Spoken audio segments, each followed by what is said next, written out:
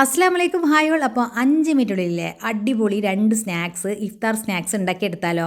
നമ്മളിവിടെ എടുത്തത് 4 ഉരുളക്കിഴങ്ങാണ്. അത് പകുതിയാക്കി മുറിച്ച് അത് കുക്കറിലേക്ക് ഇട്ട് അതോടൊപ്പം തന്നെ നമ്മൾ ചിക്കന് ഒരുമിച്ച് അങ്ങ് വേവിച്ചെടുക്കാം കേട്ടോ ചെയ്യുന്നത്. ഉരുളക്കിഴങ്ങ് നല്ലപോലെ കഴുകിയെടുത്തോട്ടാ. നല്ലോണം വാഷ് ചെയ്താൽ നമുക്ക് ചിക്കൻ ഒപ്പം തന്നെ ഒരുമിച്ച് അങ്ങ് വേവിച്ചെടുക്കാം. ഉപ്പ് ഇട്ടിട്ട് ഞാനൊരു 4 വിസിലടിച്ചെടുത്തിട്ടുണ്ട്.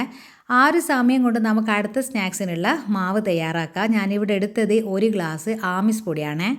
ഈ ഒരു പൊടിയിലേക്കില്ലേ നമ്മളില്ലേ ചെറുതായി കുനാന്നരിഞ്ഞിട്ടുള്ള ഉള്ളി ചേർത്ത് കൊടുക്കുക.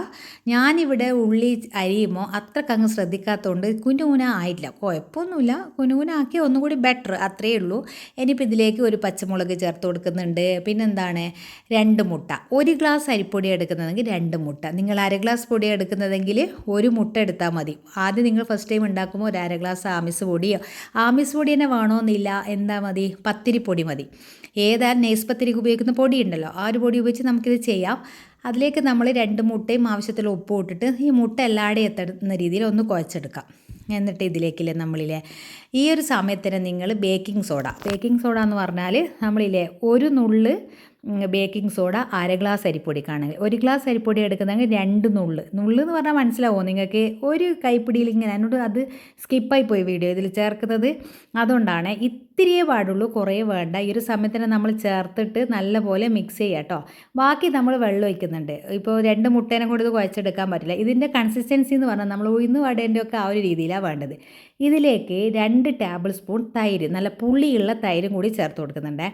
അപ്പോൾ എന്താണ്, നല്ലപോലെ കുഴച്ചെടുക്കുക. കുഴക്കാനൊക്കെ വേഗം കഴിയും. ഞാൻ പിന്നെ കുറച്ച് വെള്ളം ഒഴിച്ചിട്ട് കുഴച്ചെടുത്തതാണ്. കാരണം ഓവർ ലൂസായി പോയി ഒന്നും ചെയ്യാൻ പറ്റില്ലല്ലോ. അപ്പോൾ ശ്രദ്ധിച്ച് വെള്ളം ഒഴിച്ചിട്ട് നമ്മൾ ഉഴുന്ന് വടേൻ്റെ ആ ഒരു കൺസിസ്റ്റൻസി ലാസ്റ്റ് നിങ്ങൾക്ക് മനസ്സിലാവും എത്രത്തോളം കൺസിസ്റ്റൻസി നമ്മൾ ഇത് എടുക്കുന്നുണ്ടെന്നില്ല. നല്ല അടിപൊളി രുചിയുള്ളൊരു സ്നാക്സാണ്. എന്തായാലും ഈ ഒരു ഇഫ്താർ നിങ്ങൾ ഒരു ദിവസം ഇത് ട്രൈ ചെയ്ത് നോക്കിക്കോ. ഇതിൻ്റെ കൂടെ നല്ലൊരു ചട്നിയും കൂടി ഉണ്ടെങ്കിൽ അടിപൊളിയാണ്. അപ്പോൾ ഞാൻ ഇതൊരു സൈഡാക്കി വെക്കുന്നുണ്ട്. ആ ഒരു സമയത്ത് നമ്മൾ ചിക്കനും ഉരുളക്കിഴങ്ങും വെന്ത് വന്നിട്ടുണ്ട്. ഇനിയിപ്പോൾ എന്താ, ഇത് തൊലി കളഞ്ഞിട്ട് നല്ലപോലെ ഒന്ന് ഉടച്ചെടുക്കണം. രണ്ടിനെയും ഉടച്ചെടുക്കണം. അപ്പോൾ മിക്സിയാണോ അല്ലെ ഗ്രേറ്ററാണോ നിങ്ങളുടെ ചോയ്സ് അനുസരിച്ചിട്ട് ഉരുളക്കിഴങ്ങ് ഒന്ന് ഉടച്ചെടുക്കുക. അതോടൊപ്പം തന്നെ നമ്മുടെ ചിക്കനും നല്ലപോലെ ഉടച്ചെടുത്ത് മാറ്റി വെക്കണം. എന്നിട്ട് ഈ ഉരുളക്കിഴങ്ങിലേക്ക് ഞാനിപ്പോൾ രണ്ടിനും കൂടി ഒരു ഉള്ളിയും വേറൊരു ഉള്ളിൻ്റെ പകുതിയും കൂടി രണ്ടും ഒരുമിച്ച് കട്ട് ചെയ്തിട്ട് രണ്ടിനും ഹാഫ് ചേർത്ത് കൊടുക്കുകയാണ് ചെയ്തത്. വെളുത്തുള്ളി, ഇഞ്ചി, പച്ചമുളക്, ഒരു പച്ചമുളക്, 3-4 അല്ലി വെളുത്തുള്ളി, ചെറിയ പീസ് ഇഞ്ചി, അത്രയും മിക്സിയിൽ ക്രഷ് ചെയ്ത് ഇട്ട് കൊടുത്ത് ഉള്ളിയും കൂടി ഇട്ട് കൊടുക്കുന്നുണ്ട്. ഈ ഒരു സമയത്ത് ഞാൻ പറഞ്ഞല്ലോ എൻ്റെ ഉള്ളി കുറച്ച് കട്ടി കൂടി പോയിക്ക് എന്നുള്ളത്. അത്ര കട്ടിയാക്കണ്ട, കുനുകുന അരിയ, വളരെ നൈസായിട്ട് അരിയ. ഇതിലേക്ക് ബ്രെഡ് ക്രംസാണ് ചേർത്ത് കൊടുത്തത്. ബ്രെഡ് ക്രംസ് തന്നെ ഫ്രഷ് ചേർത്ത് കൊടുക്കുന്നതായിരിക്കും ഏറ്റവും ബെസ്റ്റ്. നമ്മുടെ ചിക്കൻ നല്ലപോലെ അങ്ങ് ചേർത്ത് കൊടുത്തിട്ടുണ്ട്. പിന്നെ കുരുമുളക് പൊടി, ഇത്തിരി മുളക് പൊടി, ഇത്തിരി മഞ്ഞൾപ്പൊടി. ഇതിൽ കുരുമുളകിൻ്റെ ഫ്ലേവറും പച്ചമുളകിൻ്റെ ഫ്ലേവറും തന്നെയാണ് നല്ലത്. ഓക്കെ, എല്ലാം കൂടി നല്ലപോലെ കുഴച്ചെടുക്കുക. ഈ ഒരു സമയത്ത് വേണമെങ്കിൽ നമുക്കൊരു മുട്ട കൂടി പൊട്ടിച്ച് വെച്ചിട്ട് കുഴച്ചെടുക്കാം. ഞാൻ പിന്നെ അങ്ങനെ കുഴച്ചെടുത്തിട്ടില്ല. എന്നാൽ പിന്നെ നേരെ ബ്രെഡ് ക്രംസിൽ മുക്കി നമുക്ക് ഫ്രൈ ആക്കി എടുക്കാം. പക്ഷേ ഞാൻ നമ്മൾ പണ്ടത്തെ ആ ഒരു കട്ട്ലറ്റിൻ്റെ ആ ഒരു സ്റ്റൈൽ തന്നെയാണ് ചെയ്യുന്നത്. ഉള്ളി വാട്ടാതെ ചെയ്യുമ്പോഴൊരു, ഞാൻ ഇതിന് മുമ്പേ നിങ്ങളടുത്ത് എപ്പോഴൊക്കെയോ പറഞ്ഞിട്ടുണ്ടാവും. കാരണം ഉള്ളി വാട്ടാതെ ചെയ്യുമ്പോൾ ഒരു ടേസ്റ്റ് ഒന്നുകൂടി ലെവലാവുകയാണ് എനിക്ക് ചെയ്തത്.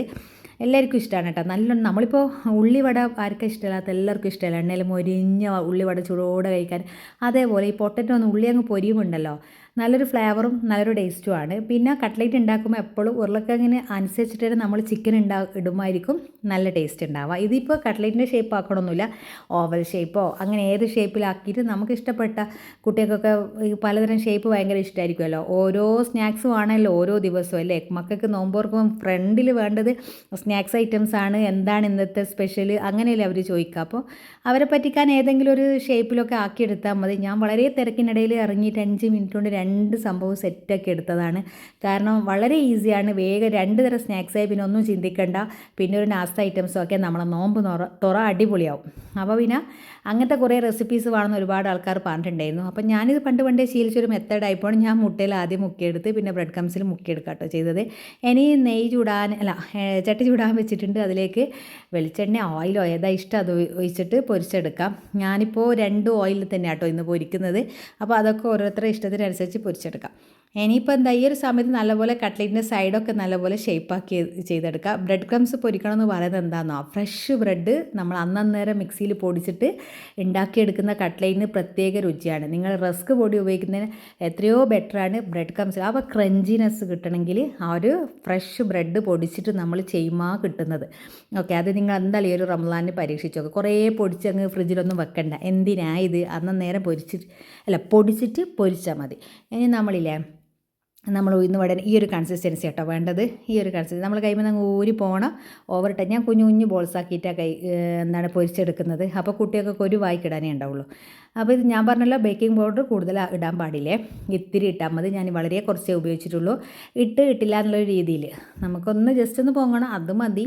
പിന്നെ എന്താണ്, നമ്മൾ നല്ലപോലെ ഗോൾഡൻ ബ്രൗൺ ആവുന്നത് പൊരിച്ചെടുക്കുക. ഞാൻ കറിവേപ്പില ഇടാൻ ആ ഒരു സമയത്ത് മറന്നുകൊണ്ട് കറിവേപ്പില നന്നായിട്ട് ഇട്ട് കൊടുക്കണം കേട്ടോ. കറിവേപ്പിലേൻ്റെ ഫ്ലേവർ ഒരു പ്രത്യേക രുചിയായത്. കാരണം എൻ്റെ ഫസ്റ്റ് ബാച്ച് കറിവേപ്പില ഇല്ലാതെയായി പോയിട്ടുണ്ട്. സെക്കൻഡ് ബാച്ചൊന്നും ഞാൻ കറിവേപ്പില ഓർമ്മ വന്നപ്പോൾ എടുത്തിട്ടതാണ്. ഇനി നല്ലപോലെ ഇതേപോലെ ഗോൾഡൻ കളറായിട്ട് കോരി മാറ്റി വെക്കുക. ഈസി അല്ലേ. അരിപ്പൊടി നമ്മളടുത്ത് എപ്പോഴും സ്റ്റോക്ക് ഉണ്ടാവും, മുട്ട നമ്മളടുത്ത് എപ്പോഴും സ്റ്റോക്ക് ഉണ്ടാവും. അപ്പോൾ അരിപ്പൊടിയും മുട്ടയും വെച്ചിട്ട്, മൈദ അല്ലല്ലോ, കുറച്ചുകൂടി നല്ലതാണല്ലോ.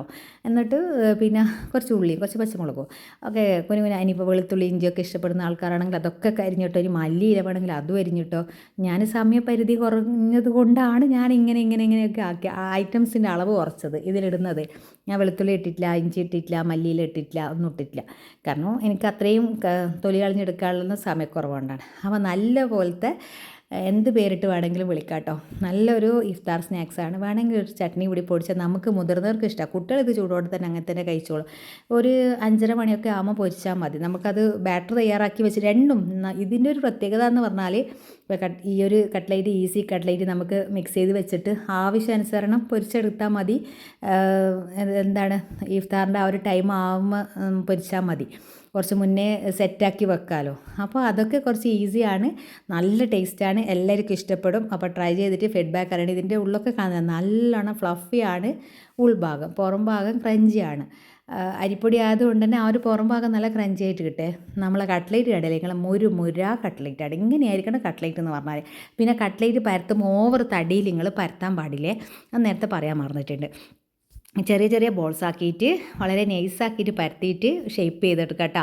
ഓവർ കട്ടിയിലാകുമ്പോൾ ഉള്ളു പൊരിയില്ല കട്ട്ലേറ്റിൻ്റെ. അപ്പോൾ ആ പച്ച ഉരുളക്കിഴങ്ങ് അത്രയ്ക്ക് ടേസ്റ്റ് ഉണ്ടാവില്ല. അപ്പോൾ കട്ട്ലേറ്റ് പരത്തുന്നതിൽ നമ്മൾ നല്ല ഇമ്പോർട്ടൻസ് കൊടുക്കണം കേട്ടോ.